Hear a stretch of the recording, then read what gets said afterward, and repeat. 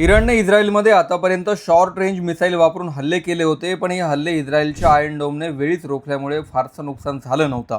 पण या युद्धात इराणने पहिल्यांदाच 4000 किलोमीटर रेंज असलेलं मिसाईल वापरले आणि त्यामुळे इस्रायलमधील दिमोना आणि अराद या शहरात 200 पेक्षा जास्त लोक जखमी झालेत, तर 11 जण अत्यंत गंभीर आहेत.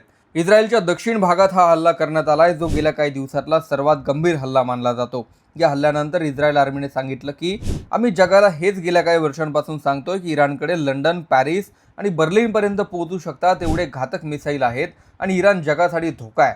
इस्रायलचे पंतप्रधान बेंजामिन नेतन्याहू यांनी मिलिटरीच्या टॉप अधिकाऱ्यांसोबत बैठक घेतल्यानंतर काही तासातच हा हल्ला करण्यात आलाय.